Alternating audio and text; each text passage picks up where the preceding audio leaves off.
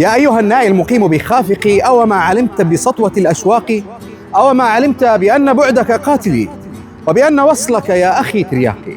لعشاق الخليجي ومحبين الشيفروليت تاهو، مواصفات خليجية، موديل 2017 بمحرك 5300 سي سي، الفي 8، الواجهة الجميلة، رنجات ألمنيوم مكحلة، مرايا مطعم الكروم، والطاية سفلية، دخول ذكي، فتحة سقف.